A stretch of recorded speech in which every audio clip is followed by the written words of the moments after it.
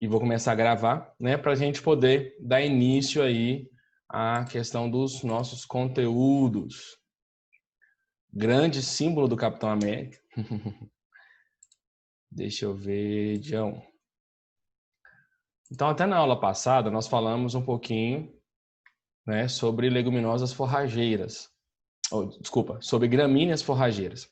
E hoje a gente vai falar um pouquinho, dando só uma introdução básica sobre a questão das leguminosas.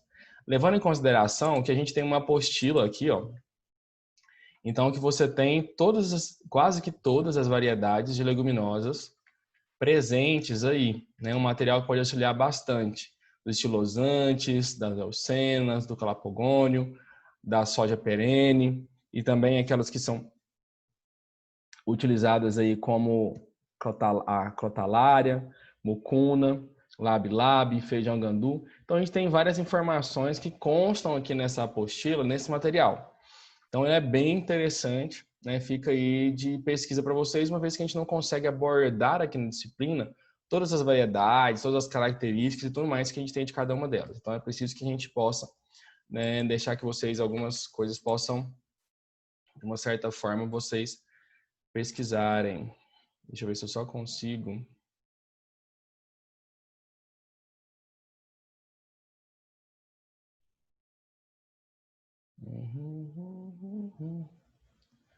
Parece que não vai. Deixa eu só deixar de compartilhar e compartilhar novamente. Isso.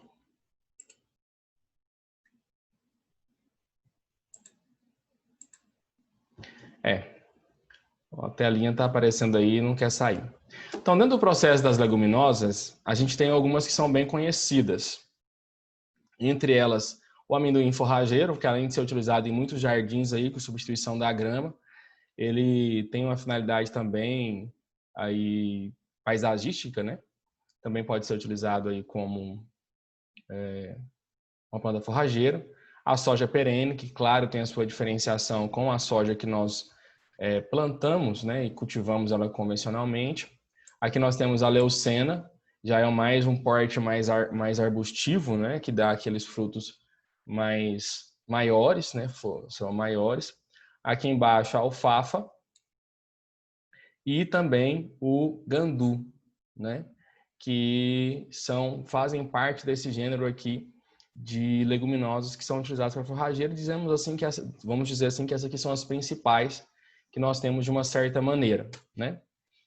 Entre essas primeiras que nós temos a possibilidade de participar, então, dentro do processo das leguminosas, dentre os vários cultivares ou gêneros botânicos, destacam-se dentro das leguminosas como a maior parte os estilosantes, amendoim forrageiro, a leucena, por terem espécies mais cultivadas e serem mais comum, né, pela sua utilização, fator de utilização, e também por serem utilizadas em áreas, principalmente quando você quer também fazer cobertura de matéria verde, ou mesmo recuperar ou incrementar algum tipo de fertilidade do solo.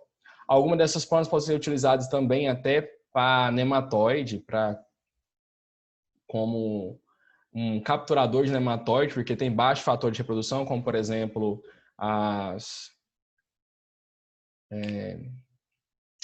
oh meu Deus. Fugiu o nome, gente, mas eu vou lembrar daqui até o final. Mas está na anterior, que é a... Não está aqui. No final eu vou falar, tem ela aqui. Esqueci, gente, fugiu agora. Bem engraçado. E também, né, pela utilização, então, desses fatores. Para poder dizer que elas têm, né, várias funções, não é somente uma específica de modo de utilização. Então, elas, de maneira geral, têm todo este processo que a gente pode fazer essa utilização, além delas serem ricas, né, em quantidade nutricional, o que, de uma certa forma, auxilia a cada um de nós nesse processo. Este material aqui já está disponibilizado para vocês, tá bom? Em sua totalidade, são descritos aí, nós vamos falar um pouquinho agora desse gênero, que é um dos principais, que é o estilosante. Muito conhecido aí para a gente falar do estilosante Campo Grande, quando você liga a televisão naqueles jornais ou canais, né, que falam um pouquinho mais sobre a questão do agro, você vê muita propaganda quanto à questão desse estilosante, principalmente estilosante Campo Grande, que foi aí dentro desses processos um dos mais difundidos e mais comercializados, devido às suas inúmeras características, né? Na maioria, na sua totalidade, estão descritas 48 espécies e destas 48, 43 elas são exclusivas do continente americano. Um pouco diferente de quando nós falamos das forrageiras, que são gramíneas, que boa parte delas foram trazidas de continentes africanos por escravos e também em questão de navegações que nós tivemos de exploração aqui no nosso país. Então, boa parte delas são de fora, né, e trouxeram para cá para o processo de adaptação, se deram bem e continuaram, então, a perpetuar até hoje com melhoramento genético e mudança dessas variedades. Dentro dos processos estilosantes, boa parte deles são daqui, né, e cerca dessas 29 são encontradas especialmente aqui no Brasil. E aí a gente tem, né, as espécies mais utilizadas, que são essas daí, a Guianis, Capitã e Macrocéfala. Então, são as mais utilizadas. E dentro desses gêneros, destaca-se o Campo Grande, o Mineirão e o Pioneiro e o Bandeirante, que são, né, basicamente os nomes comerciais dos nomes aqui que nós acabamos de falar, né? Guinensis, Captata e Macrocéfala. Então, a gente tem essa possibilidade aí. Quando nós vamos, né, de uma certa maneira, fazendo um processo de comparação, então a gente trouxe essa tabelinha aqui, ó, atributos de resistência, produção e compatibilidade para a consorciação de estilosantes das diversas espécies. Toda vez que vocês vão em SPP, nós queremos dizer abreviação de espécies. Então nós temos aqui a cultivar Bandeirante, a cultivar Pioneiro, Mineirão e a Campo Grande. Então nós vamos verificar aqui em questão de resistência, de produção e de consorciação. Então, em termos de resistência, ó, vamos observar aqui, a cultivar Bandeirante, ela possui uma resistência maior, uma persistência maior em solos secos e solos de baixa fertilidade e com chuvas de até 900 milímetros e utilizada para pastejo. A Pioneiro, solos ácidos e climas quentes, principalmente no verão com chuva, né, que é a etapa que nós começamos a partir de agora no mês de setembro para outubro, e invernos frios. Então ela tem uma resistência a essas condições. Mineirão, resistente à seca e solo de baixa fertilidade e tolerância à antracnose, ou seja, ele não é totalmente resistente. Dependendo da pressão de grau, a antracnose é uma doença, essa doença que causa uma necrose nas folhas, né, que levando o tecido à morte. Então você vai eliminando o tecido, né, eliminando matéria, e acaba que você vai perdendo por esse fator. E o Campo Grande, resistência a solos de baixa fertilidade, solos ácidos, resistência à tracnose e chuvas de 700 a 1.800 milímetros por ano, que é basicamente o ciclo que nós temos aqui em Rio Verde, lógico que é mais, né? Mas pelo menos a gente atinge o mínimo e o médio aqui. Bandeirante, produção de semente 60 quilos por hectare, produção de matéria seca 2,5 toneladas por hectare, a altura até 65 centímetros e o ciclo vegetativo longo, até 170 dias. Então ele fica um período muito grande em campo, né? E pode ser consorciado aqui para banco de proteínas e consórcio com gramíneas, né? Uma vez que você tem gramíneas de porte mais alto, elas um pouco de porte menor, e acaba então que ela fornece aí essa troca de favores, né, uma com a outra, isso seria uma coisa muito positiva. A Pioneiro, produção de semente 350 quilos por hectare, olha a diferença, 60 para 350, a altura de 60 centímetros e a produção de matéria seca de 3 a 6 toneladas por ano. Então ela produz o dobro do que a cultivar Bandeirante. E por que a gente pensa assim? Vamos olhar. Por que a cultivar Campo Grande teria uma condição de ser a mais produzida? Primeiro, para sementes, 300 a 700 quilos por hectare. Além da rusticidade, de solos de baixa fertilidade, solos ácidos, resistência à antracnose, você tem uma produção de semente que é muito maior, né, de que todas as outras. Se você brincar, você somando todas a produção dessas outras todas, não dá a produção dela. E a matéria seca de 8 a 14 toneladas. Então é muita produção, é muita matéria, né, comparado com as outras. Além de tudo, é muito produtivo com gramíneas, ou seja, o processo de consorciação é muito válido. Então, além das características que ele tem de resistência, rusticidade, produção, tanto de matéria seca como de sementes, você tem ainda a possibilidade de consorciar e ainda, né, produzir em torno de 3 a 6 toneladas por hectare ano, numa participação de 30 a 40% de toda essa demanda, né, de produção. E muito produtivo, o Mineirão, né, a produção de 30 a 60 quilos por hectare de sementes e de 5 a 20 toneladas por hectare de matéria seca. E muito produtivo com gramíneas, exceto as braquiárias, uma vez que ele gera competição, né, e a competição não beneficia nenhum dos dois, né, acaba atrapalhando os dois, além de incompatibilidade. Então, aqui nós temos nessas figuras, né? Nessas imagens que nós podemos verificar. Na figura letra A, nós temos o xilosante Campo Grande, da espécie Macrófila, e aqui da espécie Capitata. O que nós começamos a perceber aqui de diferença em relação às plantas que nós vimos, que no caso são as gramíneas? Olha só, nós já conseguimos perceber aqui a estrutura delas são diferentes, as folhas são diferentes, o posicionamento dos comos aqui, eles já são diferentes, a inserção das folhas aqui também são diferentes. Então nós vamos notando que há um processo de diferenciação, como a gente já falou de questão de morfologia, entre a estrutura de uma planta que é gramínea, de uma planta que é leguminosa. Então, como um todo. E é por isso que eu pedi para que vocês pudessem trazer o papel e a caneta, porque daqui a pouco vocês vão entender melhor. Aqui no caso, nós temos essa foto aqui dos gêneros Araxis. O gênero Araxis, ele corresponde basicamente à espécie do amendoim forrageiro.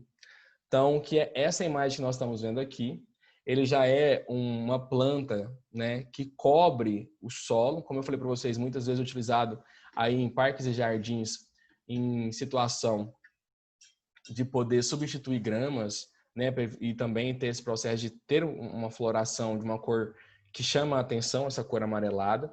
Olha, observar que as cores deles eles vão variando, né, de um verde mais escuro para um verde aqui mais claro.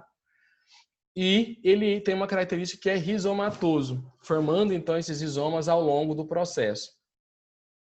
E também a gente aqui, né, nessa imagem letra B, nós vamos verificar também uma condição de pré e uma condição de pós-pastejo dos animais. Então, olha só para a gente verificar isso aqui. Principalmente utilizado aqui como banco de proteína. Então, isso é uma grande vantagem aí no caso. Essa espécie, né, das araxis é uma espécie herbácea, perene, ou seja, ela persiste. Por isso nós vemos aqui uma característica de não ser um processo de anual, né? Então, de processo de persistência. Com comos pouco ramificados, sistema radicular profundo com a presença de uma densa camada de rizomas. Então, se a gente for verificar, pensar no rizoma, a gente vai pensar em questão de profundidade, né? As folhas são glabras, com uma leve pubescência, tetrafoliadas. Vamos dar uma olhada aqui. Tetrafoliadas. Olha as folhas, elas possuem uma, duas, três. Então, elas são uma, duas, três. Então, elas são compostas por 5 pares de 3 folhas, né? Então, basicamente, se ela é tetra, ela tem essa característica. Além de serem mais rígidas ou subcoráceas, ou seja, ela possui uma consistência muito mais firme, até mesmo quando você vai ter lá as gramíneas, algumas têm uma folha um pouco mais quebradiça, nesse caso aqui você não tem esse processo. E, claro, quando madura. A presença de rizomas, caulos subterrâneos e a ausência de estolões. Estolões seriam, né, aquele processo de extensão. E caules sem ramificações. O florescimento pode ocorrer em resposta à diminuição do fotoperíodo, o que é o fotoperíodo? A quantidade de horas de luz que essa planta ela recebe, particularmente após períodos de estresse, seca ou geadas. Apesar de apresentar floração densa, a produção de sementes é nula ou irrisória e por isso a propagação se dá de forma lenta em seu ambiente natural, principalmente por forma de rizoma. Então, o caule dela seria utilizado para uma forma reprodutiva, né? Apesar de a gente ver essa questão da quantidade de folhas, você acaba que não tem, né, esses produtos. Se a gente pensar no amendoim propriamente dito, que tem algumas características parecidas com o amendoim que nós temos, o fruto dele está dentro da terra. Então, você extrai aquilo ali para que você possa retirar o seu produto. Então, aqui, basicamente, o estolão, né, que está ali, o rizoma que está ali no... Desculpa, o rizoma, porque não tem estolão. Ele é que serve como fase de reprodução, né? Então, você vai retirar e fazer esse processo de reprodução. E isso vai acontecer naturalmente. Essa planta ela vai se esparramando naturalmente até ela atingir uma condição bem interessante. Outra que nós temos aqui é a leucena. Como eu falei para vocês, ela é mais comum da gente poder, às vezes, verificar, porque ela tem um porte mais arbóreo, né? Muitas vezes ela está em algumas propriedades de forma isolada. Quem vê, por exemplo, esse fruto aqui das vagens aqui consegue já perceber e lembrar dessa árvore em campo. E também por caracterização do seu tipo de folha. Nós vamos, logicamente, lembrar que as leguminosas, a gente tem uma grande variação, principalmente em questão de fruto e em questão de folhas, muito diferente do que a gente vê nas gramíneas, né? Então, a gente tem esses formatos mais diversificados aqui. Então, a leucena é uma leguminosa com crescimento ereto e porte que varia de arbustivo a arbóreo. E isso está ligado ao quê? Ao processo de altura, de 1 metro, 1,5 metro a acima de 3 metros. Então, isso acaba fazendo esse processo. Possui folhas bipinnadas, então, ou seja, você possui várias ramificaçõezinhas que têm pares de folhas bipinnadas aqui, entre uns e outros, né? Essas folhas. Com 15 a 20 centímetros de comprimento, de 10 a 20 pares de folíolos, né? Então, você tem aqui, né, esses 10 a 20 pares aqui de folíolos numa extensão de 10 a 20 centímetros, conforme a gente pode perceber. O sistema radicular é pivotante, predomínio de uma raiz principal, e ele tem a possibilidade de você fazer um processo de simbiose com rizóbios para que você possa, então, fazer um processo de um fornece alimento e o outro fornece nitrogênio, né? Transformando nitrogênio atmosférico em nitrogênio na forma absorvido pelas plantas. Uma outra característica que a gente precisa de entender é que a característica de simbiose, formação de nodulação com os rizóbios, são características principalmente das leguminosas, né? São exclusivas das leguminosas. O caule é cinza, sem espinhos, sendo mais ou menos ramificado conforme o manejo de cortes ou de pastejo, de forma que ela for utilizada, né? Como a gente falei para vocês, tem a fórmula dela de poder ser utilizada até mesmo como questões arbóreas, né? Ou mesmo utilizada aqui em consórcio, como por exemplo, consórcio aqui com milho, como a gente vê nessa imagem, e dependendo da forma de pastejo que se dá para ela, né? Então acaba tendo isso daí. A inflorescência é axilar, pedunculada, né? Possui pedúnculo, isolada e globosa. Então, se a gente fosse verificar isso daqui, aqui nós temos, na maioria as gramíneas, de sua maioria, elas possuem, as que nós falamos, elas possuem inflorescência. Basicamente, quase todas as leguminosas, elas têm flores completas. Então, você não vai ver daquela forma um conjunto de flores e tal. Mas nessa aqui específica da leucena, a gente verifica. Por exemplo, esse bolo que nós estamos vendo aqui, esses pequenos bolinhos, cada pontinho desse aqui, ele é o quê? Ele é uma flor, que constantemente vai se transformar nessas vagens aqui, né? E formar este fruto. Então, este fruto basicamente parte daqui, né? Então, são várias flores formando isso daqui. E globosa, né? Com numerosas flores branca, sésseis, o que significa sésseis? Sésseis está ligada ao processo, vamos lá? Até esses dias eu falei para vocês, flores sésseis.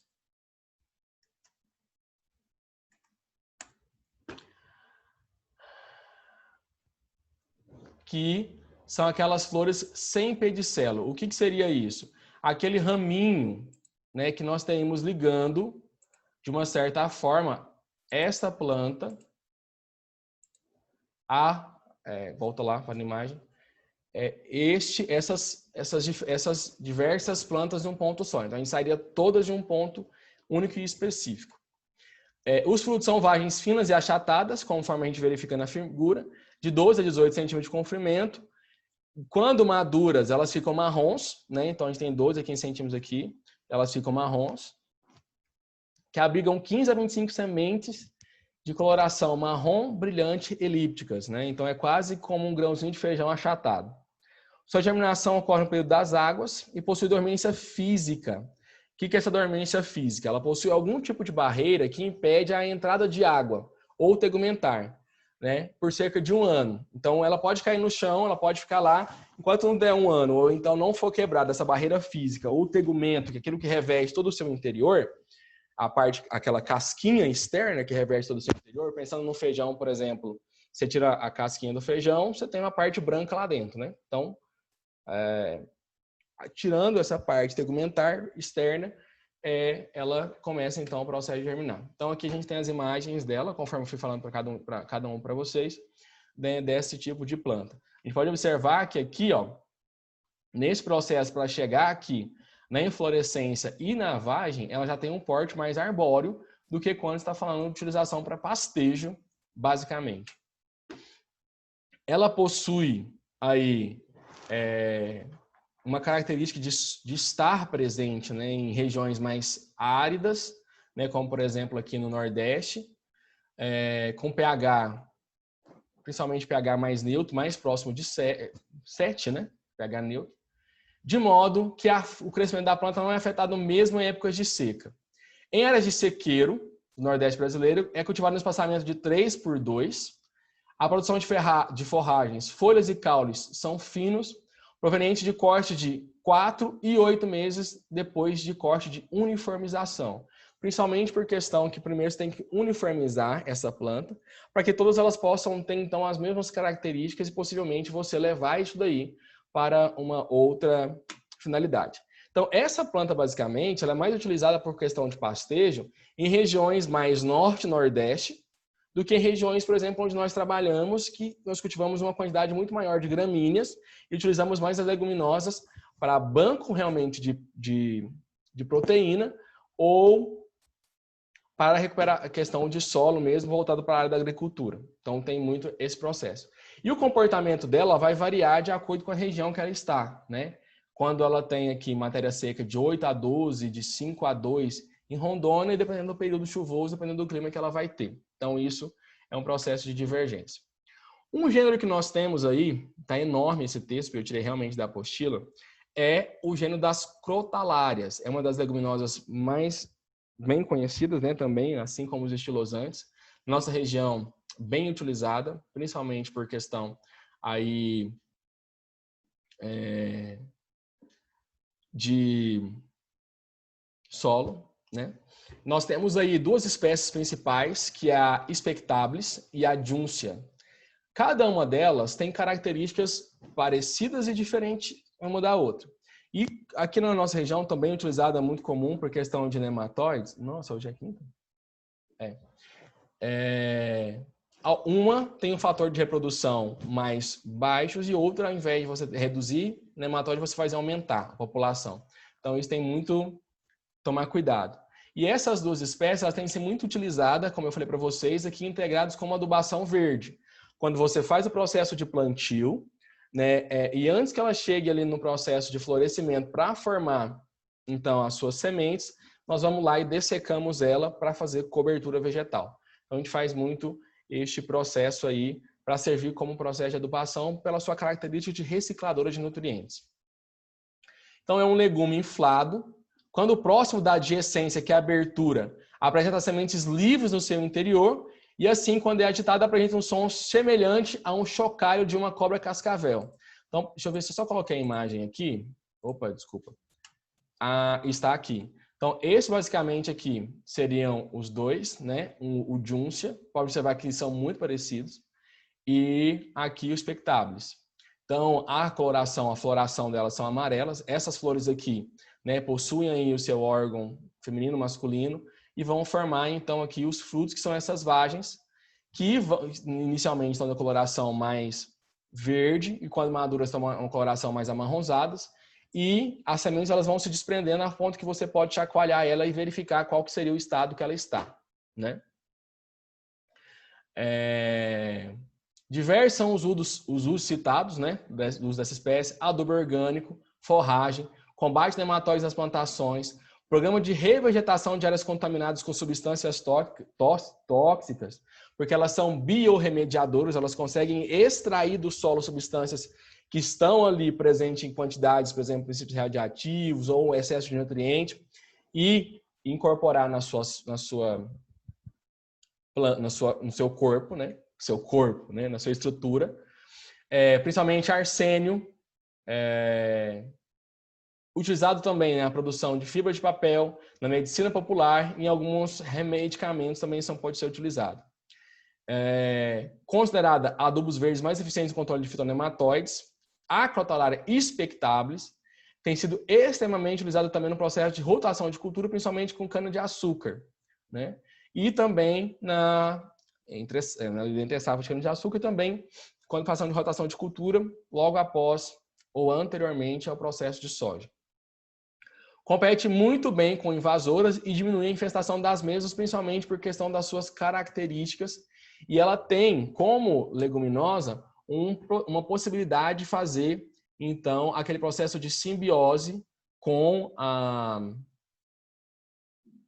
os rizóbios e, consequentemente, então, fazer essa troca de fornecimento de nitrogênio. Então, a gente tem uma diferenciação entre elas aqui em alguns fatores, principalmente de clima e referente a tolerâncias. Então, aqui, nós temos, em termos de fertilidade, ambas exigem estarem presentes, pelo menos em solo com fertilidade média. Isso, né? Como que é a fertilidade média? Quanto que é? Então, a gente tem um manual de instrução, pelo menos para o Cerrado, né? A gente também tem para São Paulo, para outros de maneira geral, que possuem essas informações do que é considerado fertilidade média ou não. Precipitação sempre acima dos 800 milímetros durante todo o seu ciclo de desenvolvimento. A Juncia tem uma tolerância média à acidez do solo, então pode ser utilizada ali em solos com acidez um pouco mais elevada, enquanto a Spectabilis não possui esse tipo de tolerância. Ambas das duas convivem bem com o processo de seca, por isso que eu falei para vocês que elas são um pouco utilizadas nessas entre-safras ou até mesmo um pouco antes, né, da cultura. Tem alta resistência também a frio, umidade baixa e também aqui a gente tem um processo. A sombreamento, a Juncia tem baixa tolerância a sombreamento, ou seja, ela não se desenvolve em áreas que ela fica sombreada, e principalmente por isso que ela tem umas competições e pela sua estrutura consegue resistir às plantas daninhas. Já a Spectabilis ela tem uma média resistência a sombreamento, então ela suporta um pouco mais. O ciclo de florescimento da Juncia, a Crotalaria Juncia, de 120 a 150 dias, e a Spectabilis de 90 a 100 dias, desde o momento do plantio até o momento do florescimento. Bom, essas aqui foram aquilo que eu falei para vocês referente às principais características aí, das principais, entre elas, que nós temos. Lógico, como eu falei para vocês, o livro Leguminosas aqui, ela tem muito mais informações que você pode, né, pesquisar, como por exemplo, lógico, isso aqui, como eu falei para vocês ontem, é uma apostila de uma aula, um pouco mais aprofundada, né, que nós não temos assim todo esse tempo para que a gente possa entrar. Então, aqui ela vai falar para mim sobre a questão, como a gente falou, dessas leguminosas que são utilizadas aí, principalmente as crotalárias, no processo de recuperação de pastagens, na questão de adubação verde, né? Quais seriam aí a quantidade de N que são fixados, por exemplo, aqui, por ela, só por curiosidade, quando utilizado aqui como banco de proteínas. Então, acaba que a gente tem vários processos. Afenação, quais são as espécies mais utilizadas. Então, a gente tem aqui sobre os gêneros estilosantes, falando, né, sobre a questão específica, qual seria a caracteridade morfológica, de clima, de solo. Então, são várias e várias situações que a gente tem aqui, principalmente praga, de doenças. Então, muita informação de cada uma especificadamente falando. Então, acaba que a gente tem muita informação. E essas informações, como eu falei, para nós seriam de grande necessidade maior as das gramíneas. E o entendimento nosso também em termos de podermos diferenciar uma da outra, sabendo, conhecendo e tendo esses termos de conhecimento entre elas. Hoje eu vou pedir para vocês, para que a gente possa fazer, eu sei que tem poucos alunos aqui presentes, essa atividade aqui, ela, né, ela tem um valor principalmente para vocês, para mim e para vocês, e um fator específico, aprendizado. É eu saber do que está se tratando o que eu estou falando. Então, você que está aí com sua caneta e papel na mão, eu queria que nós fizéssemos este processo aqui. Eu quero ouvir um pouco de vocês para que a gente possa verificar onde a gente vai encontrar essa informação, como que a gente pode pegar essa informação, né? Que isso aqui acaba sendo bem importante para nós. Primeiro, que é um processo de nós conseguirmos diferenciar em termos estruturais. Eu não estou falando assim de pegar uma variedade específica e a gente diferenciar. Não, nós diferenciarmos em pontos estratégicos, como que eu vou explicar? Em características gerais, aquilo que agrupa e dá essa característica. E nisso a gente vai conversando um pouco sobre essas informações aqui, tá bom?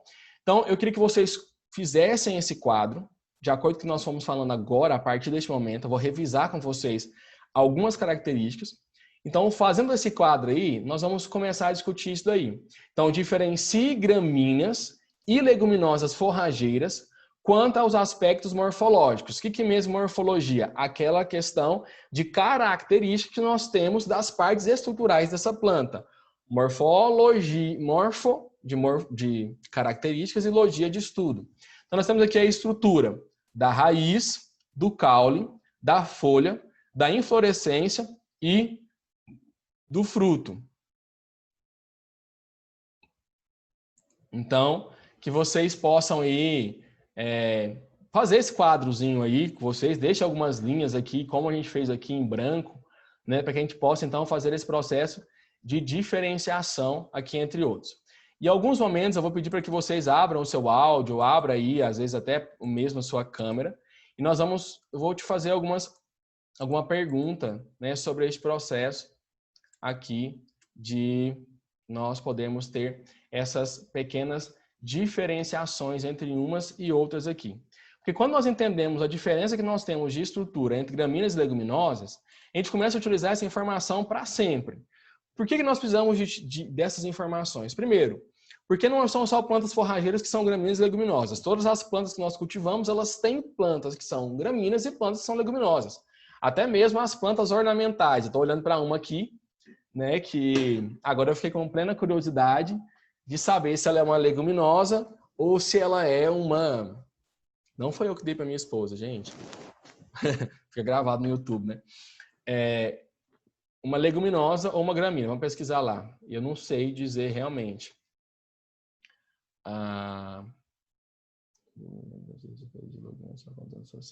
Que bom. O que chama aquela planta ali, gente? Orquídea.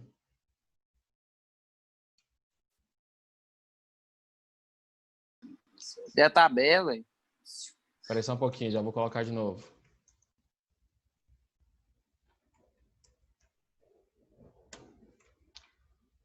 A orquídea é gramínea.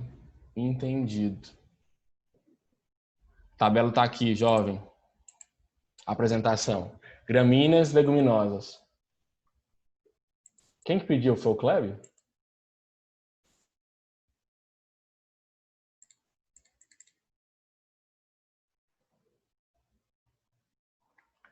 Então vamos lá. Primeiro passo, o Renner Pai. Qual que é a diferenciação, se o senhor for lembrando, entre as raízes das gramíneas e a raiz das leguminosas? Renner Pai. Oi, tô fazendo esse quadrado aqui. Você tá fazendo pergunta difícil demais para mim hoje, hein, parceiro?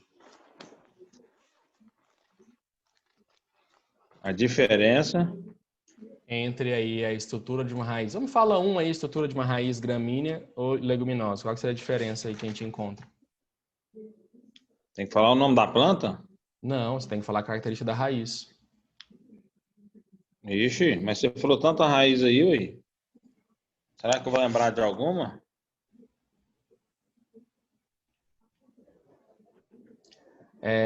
Passa então, seu Renner. Rafael, você sabe? Seu microfone tem... Seu áudio está desligado, peraí. Tira o mute aí, Rafael. Agora sim. Raiz secundária, Qual raiz deles? gramíneas, raiz secundárias. Leguminosa, não lembro. Tá bom. Vamos lá. Então vamos voltar. Tudo bem aí com o quadro? Todo mundo já pegou as informações? Vamos voltar aqui. Primeira coisa que a gente vai mostrar nessa tabela aqui são algumas características de divisões entre um processo de plantas que são monocotiledôneas, dicotiledôneas e monocotiledôneas. Então, de um lado, deixa eu só fazer um processinho aqui. Deixa eu só stop o processo de compartilhamento de dados com vocês e compartilhar de novo para que a gente possa ter um melhor desenvolvimento aqui. Aí, agora sim, ficou melhor. Então, de um lado, nós temos as dicotiledôneas e no lado aqui a gente tem as monocotiledôneas. Nós vamos ter a diferença que nós encontramos entre uma e outra. Primeiro ponto. Quando nós chamamos de monocotiledôneas ou de dicotiledôneas, nós estamos falando de cotilédones. Nós estamos falando de quê? Nós estamos falando daquela primeira folha que é emitida após o processo de emergência. Então, a gente vai ter o processo de emergência de uma ou de duas. Quando nós estamos falando de uma folha, nós estamos falando das monocotiledôneas.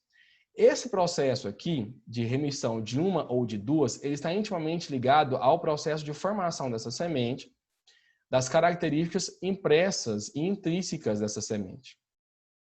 Quando nós estamos falando de dicotiledôneas, de dois cotilédones, nós estamos falando desse processo aqui, ó, de termos duas folhas emitidas inicialmente após o processo de emergência das plantas. Então, acaba que a gente tem esse tipo aqui de estrutura. E essa diferenciação que eu tenho entre uma monocotiledônea e uma dicotiledônea, ele também está intimamente ligado a esse processo de gramíneas e de leguminosas. Leguminosas, na sua maioria, ou nas suas características gerais, elas são plantas dicotiledôneas, enquanto as gramíneas são plantas monocotiledôneas. Então, a gente tem que, primeiro, fazer esse processo de diferenciação. Monocotiledônea, um cotilédone. Dicotiledônea, dois cotilédones. Monocotiledônea, gramínea. Dicotiledônea, leguminosa. Isso tem que ficar fixo na nossa cabeça. Não pode sair, né? Monocotiledônea, um cotilédone. Uma folha cotiledonar.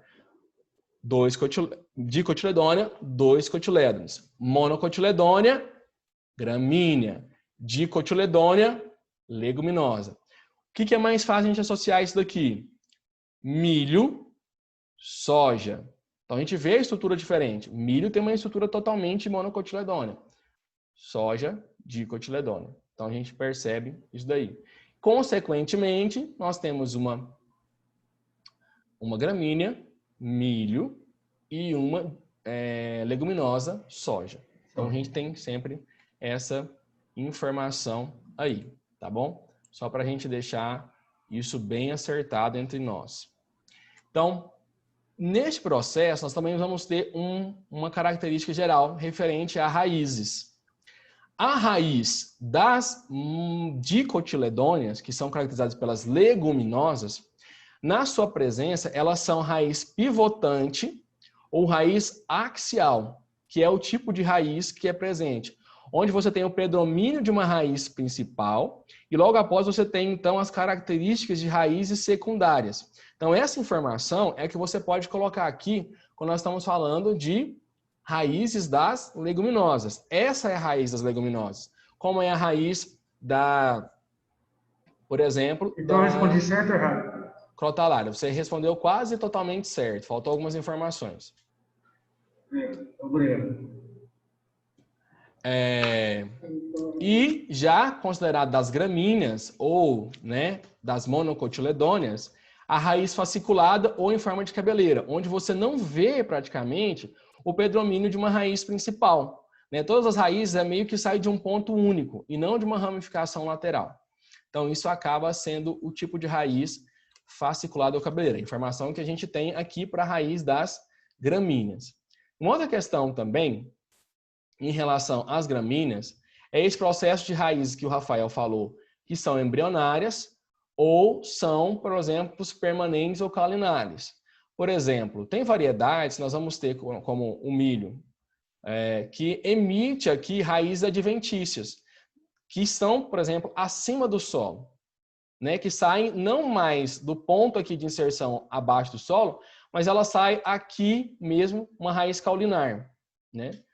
Que nome estranho, né? Uma raiz no caule, mas é isso mesmo. E aqui nessa imagem a gente tem também o processo de formação de raízes adventícias ou embrionárias, que é aquelas raízes que vêm diretamente do embrião, podendo ser substituídas por raízes secundárias ou não, né? Então, basicamente, a gente tem este processo de raízes seminais aqui, ou embrionárias, que são aquelas que saem diretamente aqui, constituídas pelo processo do interior da semente, e esse outro aqui que é a raiz adventícia, que vem depois, que pode ser desenvolvido pelo processo, tá bom? Quanto à questão de, vamos lá, o segundo, de caule. Qual que é a diferença que nós temos no caule entre um e outro? Bom, aí nós vamos ter que ir naquela conformação, deixa eu ver se a gente acha aqui, dessa daqui, né? O caule, principalmente aqui nós estamos falando, vamos ver as diferenças que nós vamos ter aqui, das gramíneas, formação de nós e entre nós, né? Que são bem, aí no caso, alongados. Esse tipo de folha aqui, ele tá, essa imagem aqui, ele corresponde só mesmo com um tipo de explicabilidade, porque ele não corresponde a esse daqui das gramíneas. Mas o que quer mostrar com isso daqui? Que cada planta, ela possui aqui, a gente fala muito sobre a questão de gema apical, que é o ponto de crescimento, onde ela vai se desenvolvendo e surgindo aqui, né, novas folhas, novos nós, Então, é basicamente isso. Então, os caules, nós temos como característica aqui das plantas gramíneas, essa formação aí de nós e entre nós bem definidos, com ramificações. E já das leguminosas, a gente vê uma característica mais de um caule mais herbáceo, lenhoso, arbustivo. E a gente vai ver umas pequenas diferenciações que a gente, para a gente revisar sobre isso daqui, né? Então, por exemplo, aqui, no caso das gramíneas, nós temos caules também, que são alongados que vão se desenvolvendo ao longo da faixa do solo. Nesse caso aqui, a gente tem os estolões, né, que liga, é como se essa planta aqui ela fosse emitida um estolão, até que fosse criado um rizoma e uma nova planta aqui. uma nova planta. E também temos os rizomas, né, que vão se dividindo e vão formando novas plantas. Então, a gente tem esses dois gêneros. Um da Braquiária bisanta e outro do Sinodon, né? São características como a gente verifica aqui. Esse aqui seria um processo de um estolão, né, que vai se desenvolvendo ao longo disso. E aí, dentro desse processo, nós temos aquelas características do caule. Como a gente foi falando, né? Cespitoso, que é um como ereto, na forma de touceira, como característica do pânico máximo. Pode observar que ela é uma planta que está basicamente perpendicular ao solo. O solo está aqui, ela está aqui, né? Formando aqui um ângulo, né? Meio, né? E forma o processo de touceiras. Então, a gente tem aqui o pânico máximo, por exemplo. Aqui a gente tem o decumbente. Quando ele já começa, são como os que são mais deitados, né? Que começam, então, de uma certa forma, a se encostar mais no chão, sem que haja um processo de enraizamento nos nós. Então, você tem aqui, ó, um nó, outro nó, outro nó, outro nó. E esse nó, eles não enraizam no chão, né? Não formam aqui, grudam no chão e formam uma nova planta. Não, eles continuam da mesma forma. Só ergue os como com a inflorescência, que como a gente verifica aqui, ó, tem a inflorescência, o restante está muito deitado, como é o caso aqui da Braquiária decumbens. A estolonífera, com processo aqui de comos mais rasteiros, né? Então eles acabam tendo a estrutura, e sim, esse aqui ele pode originar novas partes aéreas, então você sai e forma novas plantas à medida que você vai se desenvolvendo, então de estolões. E as de rizoma, como por exemplo do Tifton 85, que são caules mais subterrâneos, utilizados para reserva, e dos nós partem raízes e novas plantas. Então ele vai se desenvolvendo. Aqui, como nós verificamos anteriormente, lá nós temos uma zona de crescimento apical, nós também temos uma zona de crescimento aqui embaixo das raízes. Ela vai continuar crescendo até que a gente possa fazer isso daí. Wilker, na verdade, não é uma questão de anotar. Eu estou só respondendo para você as questões aqui da pergunta. Então, a gente pegou e pediu aqui. Quais são as características entre uma e outra? Eu estou te dando essas características. Isso aqui tudo a gente já viu na aula. Eu meio que estou revisando com você, entendeu? Só para você relembrar, para a gente falar assim, nossa, a gente falou tanto dessas duas, qual que é a diferença entre uma e qual que é a diferença entre outra? Então, a gente falamos dos caules das gramíneas. Agora, o caule das leguminosas. Como a gente falou, como eu falei para vocês, elas são aquelas plantas que possuem um tipo de como mais levado para a área de arbustiva ou até mesmo, né, semi-arbustiva. Como no caso a gente tem aqui, ó, um porte médio a alto e possibilidade de formarem árvores, como a leucena, como a gente verificou aquela hora lá, eu mostrei para vocês aquelas figuras, aquelas imagens, tal. E do porte médio, né, semi-arbustiva, como por exemplo a alfafa, pode chegar a uma altura bem interessante. E também as rasteiras, trepadeiras ou não. O que seria isso? Aquelas que apenas vão, de uma certa forma, se arrastarem e você pode juntá-las, ou aquelas que vão tendo gavinhas, que são aquela estrutura do maracujá, por exemplo, que grudam nos locais e vão, então, formando novos processos. Então, Corda de viola também eu, não? Escreve no chat que eu não entendi. Então, a gente acaba tendo esses processos. Então, essas aqui são as diferenças que nós temos entre o caule, entre gramíneas e leguminosas. Tem mais diferenciações? Tem diferenciações. Quando a gente fala, por exemplo, do fitômero, que é a estrutura formada de uma leguminosa com ela, a gente tem algumas diferenciações. A diferenciação maior que eu vejo entre elas são também no processo de folhas. Deixa eu só mostrar para vocês aqui. Todas as vezes eu falar para vocês aqui, a questão lá, as braquiárias têm a folha com nervuras paralelas. O que seria isso? Ter uma nervura central, aqui, e nervuras paralelas, onde vão ser, né, de certa forma, rentes aqui a ela. E sempre essa estrutura meio que de flechas aqui, né? Então, a gente tem este processo dessa estrutura aqui. E já a outra, nós temos mais um processo aqui de uma nervura com vários processos de cruzando, né, entre a nervura central. Então, essa diferenciação a gente também vai verificar aqui. Ronilson, a questão de folha estreita e a folha larga,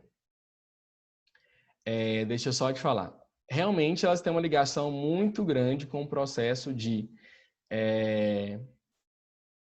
monocotiledônia e de dicotiledôneas. As folhas estreitas basicamente vão ser di e as folhas largas vão ser mono, tá bom? Então, só para a gente ter essa diferenciação aí. Mas não tem muito ponto aí, não.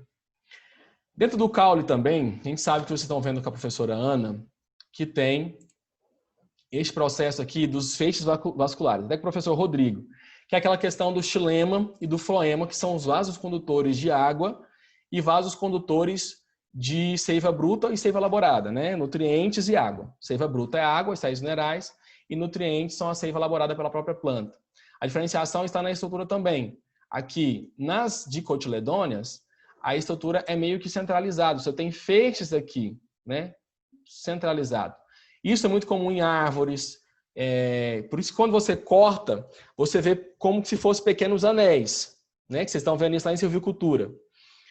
Pequenos anéis, né? E esses anéis eles vão crescendo de acordo com o desenvolvimento da árvore, da planta e tudo mais. Já quando a gente fala de monocotiledônea, nós temos aquele difuso.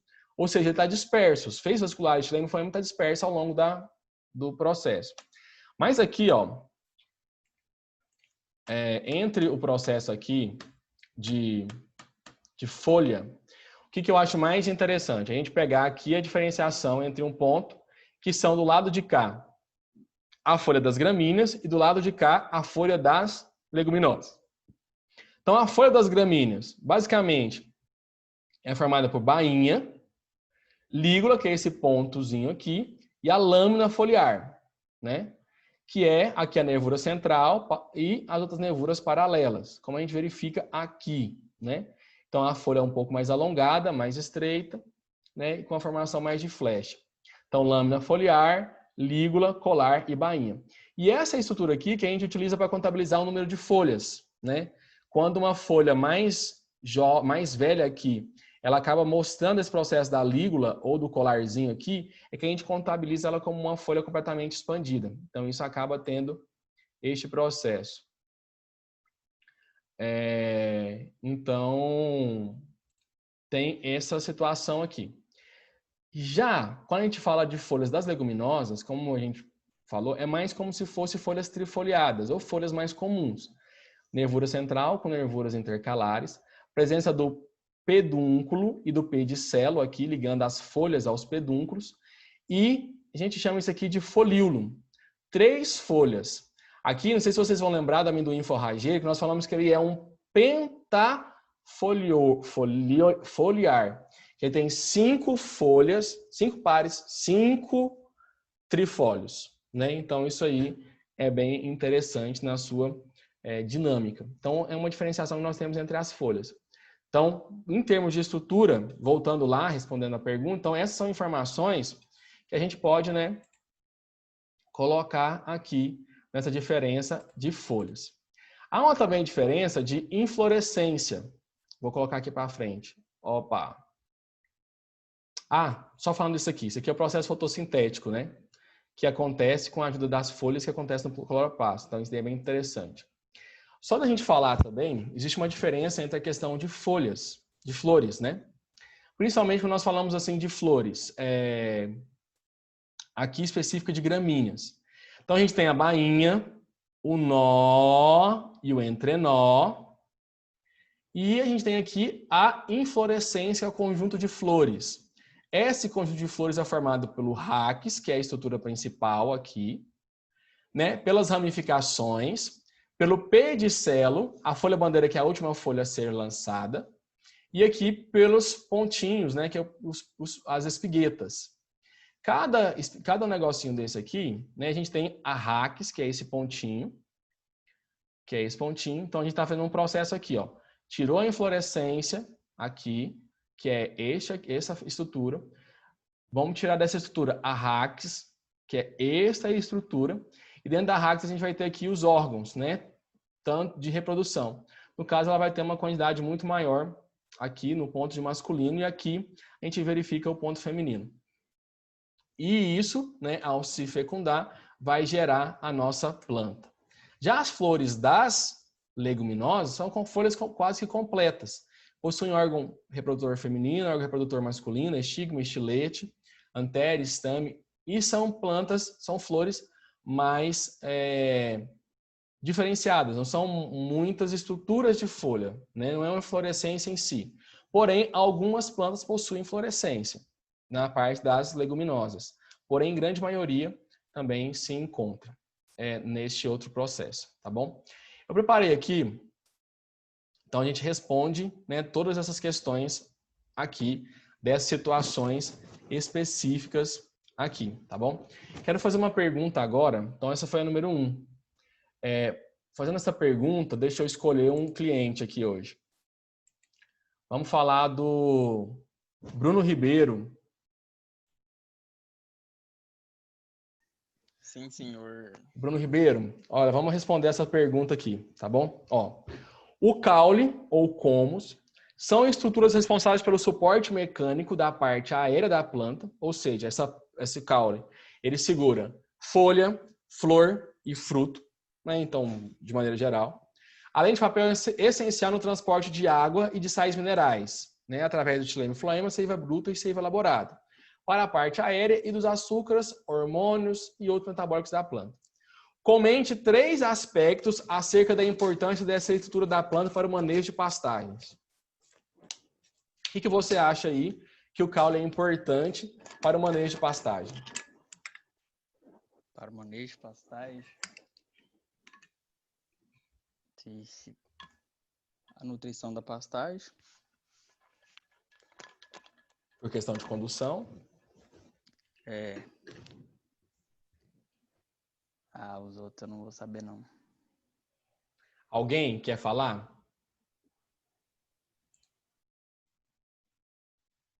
Alguém quer citar? Professor, Nutrientes. Ronilson. Nutrientes. Então, acho que na questão de levar e trazer os nutrientes, de manter a estrutura da planta, e questão também de engalhamento. E fugiu uma outra aqui que eu já estava com na cabeça. Mais alguém? Acho que na questão... Só isso. Tá. Mais alguém? Clébio, Josemar, Hauer. Influencia muito, professor, na questão de altura de manejo de pastagens. Exatamente. Que se o animal pastejar muito, desfolhar muito a planta, ocasiona o desfolhamento total, se eu não me engano, e sobra muito talos na parte da pastagem, das torceiras, e impede que o animal ganhe peso e desenvolva ali. Acho que mais ou menos isso, né? Que essas estruturas, elas são estruturas que estão ligadas a uma condição mais fibrosa, que não é tão desejado pelos animais, porém, né, tem este processo. Você está certíssima a sua resposta. Então, a gente tem esses processos aí. Eu fiz esse outro aqui, depois eu até posso mandar para vocês, uma questão de vocês só diferenciarem as folhas, vocês desenharem aqui os tipos de folha das leguminosas, tá? Eu vou tirar um print disso aqui e mandar para o grupo de vocês, depois vocês fazem isso daí quando vocês tiverem tempo, dá uma olhadinha, sempre tem na apostila, tá? Eu quero fazer essa pergunta agora para o Hauer. Hauer, você já vai ligando aí a sua câmera para você responder. O valor nutritivo é uma característica intrínseca da planta forrageira, ou seja, está ligada àquela variedade, está me ouvindo o Hauer, né? Àquela planta forrageira. Espécies forrageiras possuem valores nutritivos bem conhecidos, o que permite comparar espécies forrageiras diferentes, ou seja, cada espécie forrageira tem seu valor nutritivo, e eu posso comparar dizendo que essa é mais ou ela é menos, de uma certa forma, nutritiva do que outra, conforme a gente foi fazendo na aula de ontem, por exemplo. Como o valor nutritivo de uma planta forrageira não se altera, uma vez que foi feita a escolha da espécie forrageira que alimentará os animais, tornar-se-á fácil a formulação de dietas de ruminantes alimentados com base em volumoso. com base no que foi discutido em sala de aula, o texto anterior está correto? Por quê? Olha que grande informação. Você tem várias informações aí para dizer para você, esse texto está correto ou não está? Eu acho que ele está correto. Por quê? Mas, porém, depende, né? Porque, por exemplo, na época que você vai fazer, por exemplo, a silagem, quando tem, faz a fermentação, eu não tenho certeza que também tem perda de nutrientes. Mas eu acho que está correto. Bem, e se eu estou falando aqui na base, por exemplo, aqui, se eu for utilizar na base isso aqui como um volumoso, isso facilita, dificulta saber o valor nutricional de uma planta? Facilita na hora de fazer a formulação. Não tem alteração, então não beneficia mais, porque quando você for fazer a formulação, você já tem um dado correto e preciso. Entendi. Doutor Natal Pereira, você tem alguma informação que você, o que você acha? Oi, professor. Olha o cachorro. Espera só um minuto aí, que o trem aqui é assim. Fica de boa. Então, quando se trata de base volumoso, a questão é o seguinte, de fibra bruta, certo? Sim. Então, eu acredito, como essas forrageiras já têm um alto valor nutritivo, a facilidade para se manter dentro de uma dieta é mais fácil de ser calculado pelo volume de massas, de forrageiras secas que essas forrageiras causam, entendeu? Então, Sim. seja mais fácil eu ter uma dieta para o meu animal em termos disso, porque se trata já de um produto mais volumoso, contém muitas fibra bruta. Compreendido, com sucesso. Eu Entendi. Essa aqui eu vou pular, porque por questões lá que ela é um pouco complicada de raciocínio, né? Achei que ia dar tempo de fazer hoje, se der tempo a gente volta. Se não, a gente deixa para amanhã. Eu queria fazer essa pergunta aqui para o senhor... Rafael. Oi. Quem está na linha? Clay. Pode falar, Clay. Sobre essa questão aí do valor nutritivo, das forrageiras, ele ao meu ver, é extremamente importante a gente conhecer esse valor nutritivo que elas nos oferecem. Lógico que tem as variações de acordo com o solo que ela é produzida, uma série de coisas. Mas o valor nutritivo, a diferenciação não é tão grande numa mesma espécie. Mas ela nos traz esse diferencial que facilita balancear o complemento dos animais, o complemento nutricional, para poder balancear uma dieta mais balanceada. É extremamente importante. Corretíssimo. A gente precisa disso daí para essas informações todas, né? E essa junção aí entre valor nutritivo ele acaba sendo de característica fundamental, né?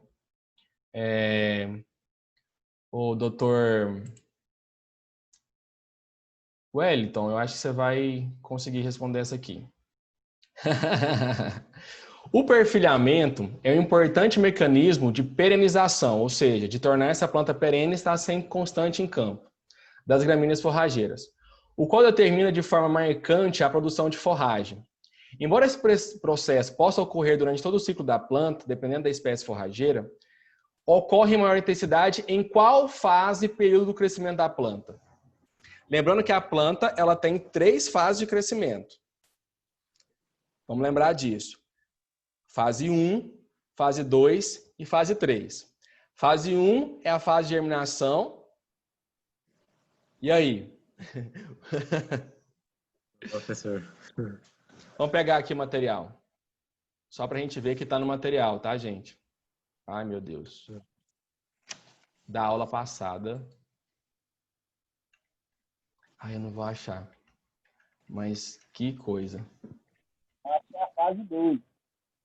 Hã? Quem falou? O Howard, não foi? Tá, deixa o menino responder, Howard. Tá aqui, ó. Fase vegetativa, fase 1, fase alongamento e fase reprodutiva. Então, nesses aqui, qual que você acha que acaba sendo um processo onde a folhagem acaba se desenvolvendo mais? Fase A2, eu acho. Creio que é essa, fase de alongamento. Que é a fase de transição ou alongamento, que é aquela fase onde ela começa e muda toda a sua estrutura, né, de arquitetura. Então, basicamente, seria esta fase, especificadamente. O Howard gançou aí, né? Howard, agora essa... Não brincando, vou falar para outra pessoa.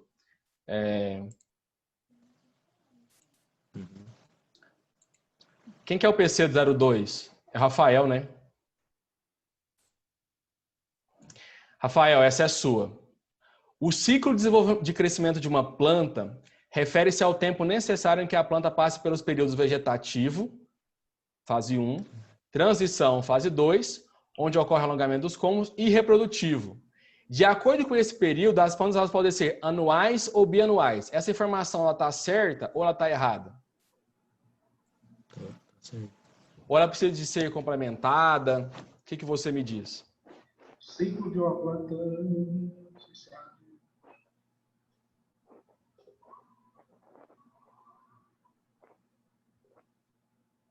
Alguém quer ajudar o Rafael? Está errada. Quem falou que está errada? Rafael. Rafael? Por quê? Porque está faltando um ciclo do florescimento. Está dentro do reprodutivo. Está dentro do reprodutivo? Reprodutivo é florescimento. Eu não tenho certeza não, mas eu acho que é no... Howard, você está muito baixo. Eu não tenho certeza, mas é no internó. Repete, por favor. Porque bianuais é quando ela dá rebrote, né? Onde é feito o crescimento é no internó, não é? Ou não?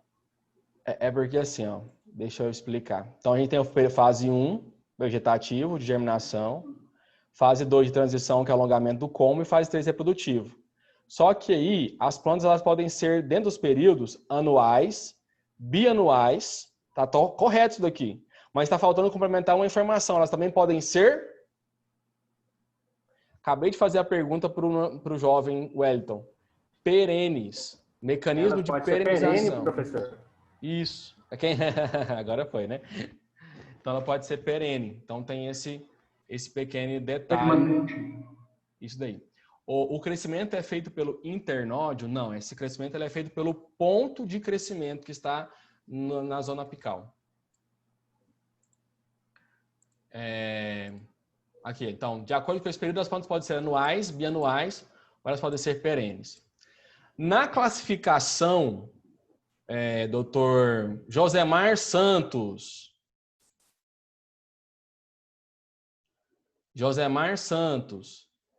Na classificação, já vai voltando. Na classificação, segundo o período de maior produção, gramíneas e leguminosas podem ser hibernais ou estivais. Essa informação está correta ou ela está errada? Alguém manifesta, por favor? Pode ser qualquer aluno.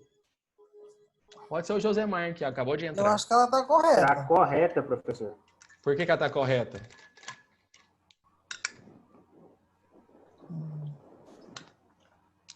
Vamos falar de hibernais e estivais. A gente tem um material deles, né?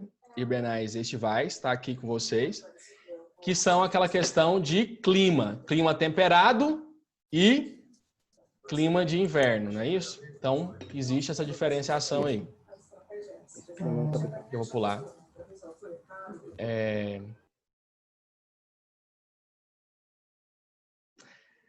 Gramíneas pertencem à família das monocotiledôneas, enquanto as leguminosas das dicotiledôneas. Dr. Paulo Saraiva, isso é correto ou errado?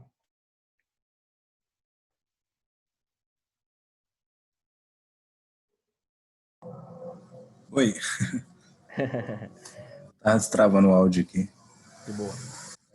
Gramíneas pertencem à família das monocotiledôneas, enquanto as leguminosas...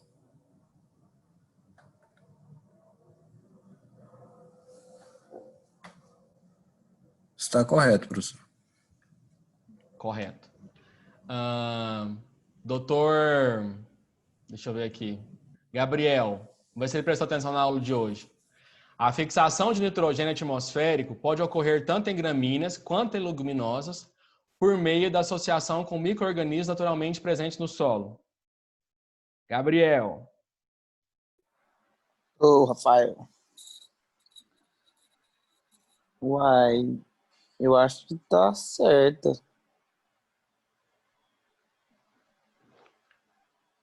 Tá errada, Gabriel. Como eu falei na aula, especificadamente, a fixação de nitrogênio ela está ligada ao processo das leguminosas. É só a gente lembrar do processo da soja, né? Isso que eu vou pular. Também.